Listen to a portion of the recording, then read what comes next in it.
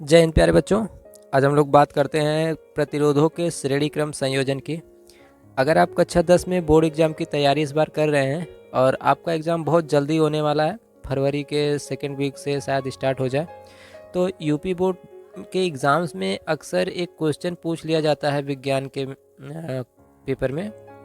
प्रतिरोधों का जो समांतर क्रम होता है उसके बारे में भी, और प्रतिरोधों का श्रेणी क्रम जो होता है उसके बारे में भी। तो आज की इस वीडियो में हम लोग बात करेंगे कि प्रतिरोधों का जो श्रेणी क्रम संयोजन होता है वो आपको पिछली वीडियो में बता दिया गया है, आप वहाँ से चाहें तो चेक कर सकते हैं। दूसरा, हम लोगों को आज जो वीडियो में बात करनी है कि प्रतिरोधों के समांतर क्रम संयोजन के बारे में। तो आइए देखते हैं हम लोग प्रतिरोधों का समांतर क्रम संयोजन। मान लीजिए आपके पास कुछ प्रतिरोध दिए गए हैं। एक प्रतिरोध है आपका पहला R1, एक दूसरा प्रतिरोध है आपको दिया हुआ, ये हो गया आपका R1, दूसरा प्रतिरोध हो गया आपका R2, और एक तीसरा प्रतिरोध है आपका, उसको R3 कह लेते हैं। तो आपके पास तीन प्रतिरोध हैं, R1, R2 और R3। इन तीनों प्रतिरोधों को सबसे पहले इनके दोनों टर्मिनल को आपस में जोड़ दिया जाता है, और फिर बीच से कहीं एक तार को इस तरीके से निकाल लेंगे और इनको एक बैटरी की सहायता से जोड़ दिया जाएगा। अब यहाँ पे आप कुंजी लगा लीजिए, कोई एक की होगी, उसके बाद बैटरी लगा लीजिए और इनको यहाँ से सप्लाई कर देंगे हम लोग। ये जो बैटरी है इसकी टोटल वोल्टेज हम लोग मान लेते हैं कि ये टोटल V वोल्ट की बैटरी है आपका, तो इसका विभवांतर जो है वो V वोल्ट है। अब पूरे परिपथ में इस V वोल्ट की बैटरी की वजह से कुछ धारा बहेगी, तो उस धारा को हम लोग मान लेते हैं कि कुल जो धारा है वो हमारी I है, यानी कि टोटल करंट I है, और टोटल जो विभवांतर है इस पूरे परिपथ का वो V है। हमारे पास तीन प्रतिरोध हैं, R1, R2 और R3। इन तीनों ही प्रतिरोधों को आप देख रहे हैं कि समांतर क्रम में जोड़ा गया है, और जब समांतर क्रम में जोड़ा जाता है तो इनका तुल्य प्रतिरोध कितना होगा, यानी कि इन तीनों को जोड़ने पर कितना आएगा प्रतिरोध इस पूरे परिपथ का। अगर परिपथ में यहाँ पे मान लीजिए ए है और यहाँ पे बिंदु बी है, तो ए और बी के बीच में कितना प्रतिरोध होगा, ये अगर आपको पता करना है तो किस तरीके से किया जाए। इसके लिए आपको एक चीज़ याद करके रखनी है कि जो समांतर क्रम होता है उसमें विभवांतर समान होता है, यानी जितना विभवांतर यहाँ V दिया जाएगा वही विभवांतर यहाँ V इसमें भी होगा, इसमें भी होगा, इसमें भी होगा, यानी तीनों प्रतिरोधों का जो विभवांतर होगा वो V होगा। लेकिन तीनों में जो धारा रहेगी वो धारा का मान अलग अलग हो जाएगा। इस मान लेते हैं कि जो प्रतिरोध R1 है इसमें धारा हमारी हो जाएगी I1, जो प्रतिरोध I2 है R2 है इसमें धारा हो जाएगी I2, और तीसरे वाले में धारा हमारी हो जाएगी I3 हो जाएगी। ये तीन अलग अलग प्रतिरोधों में अलग अलग धाराएं बहेंगी। अब आप परिपथ को ध्यान से देखें तो यहाँ से जो धारा जा रही है I, यही धारा तीन भागों में बंट जा रही है। तो जब बंट जा रही है तो इसका मतलब ये I जो धारा होगी इन तीनों धाराओं के योग के बराबर होगी। इसी बात को आपको इसमें समझ करके रखना है। अगर आप इतनी चीज़ को अच्छे से समझ लेते हैं तो यहाँ से आपका काम चल जाएगा। तो आप परिपथ में देखें तो परिपथ में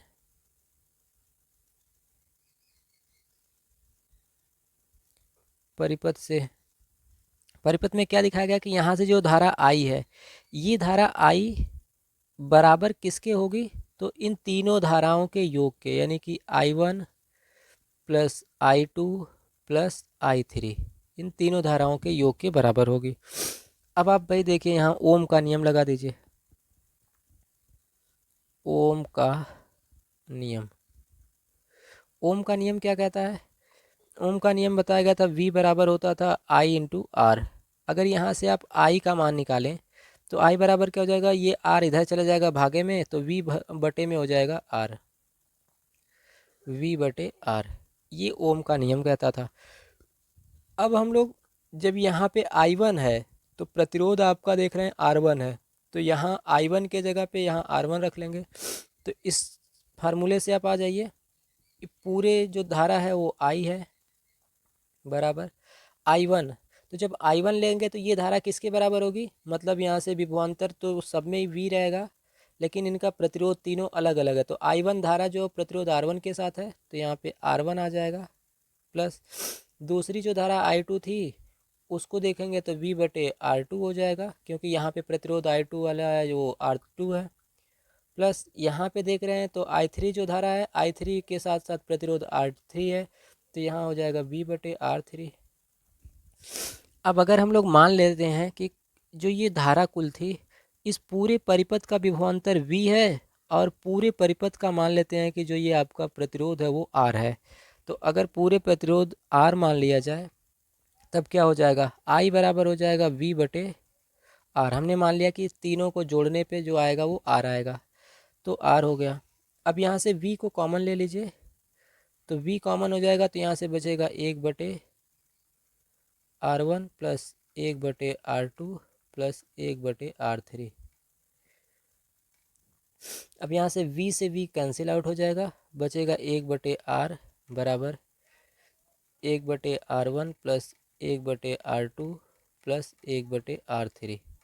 तो इस तरीके से आप देख सकते हैं कि प्रतिरोधों का जो ये समांतर क्रम होता है उनका संयोजन आ चुका है, यानी इसका जो तुल्य प्रतिरोध होगा 1/R1 plus 1/R2 plus 1/R3 plus, अगर और भी प्रतिरोध इसके साथ जुड़ जाते तो यहाँ पे डॉट डॉट आगे करके हम लगा सकते हैं कि 1/R4 हो जाता है, 1/R5 हो जाता है, जितने भी प्रतिरोध रहेंगे इस तरीके से जुड़ते चले जाएंगे। तो इस तरीके से आप प्रतिरोधों के श्रेणी क्रम का, प्रतिरोधों के समांतर क्रम का संयोजन जो है वो कर सकते हैं। इस फार्मूले को नोट करके रख लेना है।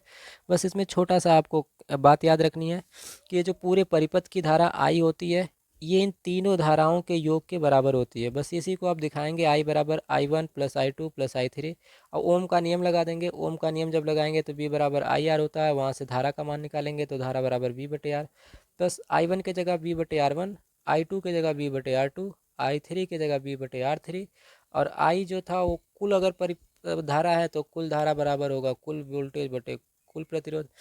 यहाँ से V और V कैंसिल कर लेंगे, उसके बाद 1/R बराबर 1/R1, ये फार्मूला आपका आ जाएगा।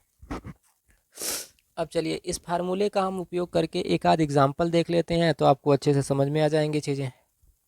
आइए देखते हैं। मान लीजिए आपके पास एक प्रतिरोध है, वो है 10 ओम का, और एक दूसरा प्रतिरोध आपको दिया गया है, ये है 15 ओम का।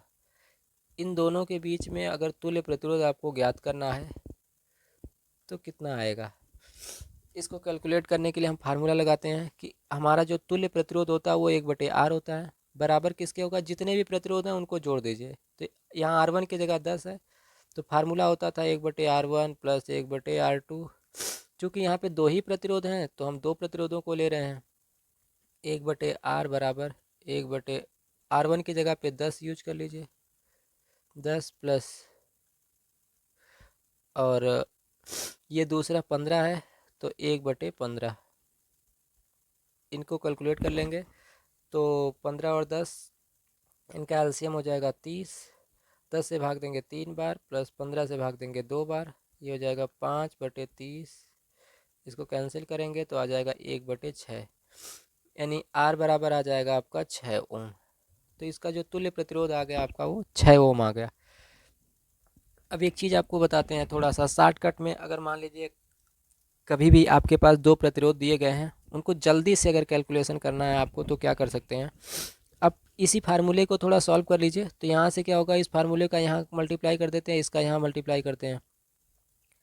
तो इधर ध्यान से देखें आप, क्या हो जाएगा कि इस फार्मूले को हम लोग बना रहे हैं अभी, 1/R बराबर इसका यहाँ मल्टीप्लाई तो R2, इसका यहाँ मल्टीप्लाई तो R1, यानी कि R1 प्लस R2 बटे में इन दोनों का आपस में मल्टीप्लाई कर लेंगे एलसीएम के रूप में, तो R1 R2। अब इनको इन्वर्स कर देते हैं। अगर इन्वर्स करेंगे तो 1/R जो है ये इन्वर्स हो जाएगा तो R आ जाएगा, ये इन्वर्स होगा तो R1 इंटू R2, और बटे में आ जाएगा R1 प्लस R2। तो ये एक आपको फार्मूला आ गया दो प्रतिरोधों के लिए कि अगर तुल्य प्रतिरोध निकालना है समांतर क्रम में तो दोनों प्रतिरोध का गुणा कर दीजिए और उनको नीचे जोड़ करके भाग दे दीजिए। इनका मान निकालते हैं, देखिए क्या आ जाएगा तुरंत आपका फार्मूले से मान, कि दोनों का गुणा करना है। तो गुणा करना है तो मतलब 15 और 10 का गुणा कर देते हैं, 10 गुणे 15 बटे इनको जोड़ देना है तो 10 प्लस 15, 15 दाम में 150 बटे 15 और 10 25। अब आपको पता है R बराबर 25 छक्का 150 तो 6 ओम आ गया। देखिए जो यहाँ से प्रतिरोध आया 6 ओम वही यहाँ से आया था। इसको कैलकुलेशन करने में हो सकता है थोड़ा टाइम लग जाए आपको। इसको कैलकुलेशन करने में ज़रा सा भी टाइम नहीं लगेगा। बस दोनों प्रतिरोध का गुणा करना है और नीचे उनको जोड़ करके भाग दे देना है, आ जाएगा आपका आंसर। अब इसके बाद अगले वीडियो में हम लोग बात करेंगे आगे की। आज के लिए बस इतना ही, तो मिलेंगे अगली वीडियो में। तब तक के लिए जय हिंद, अपना ख्याल रखिएगा।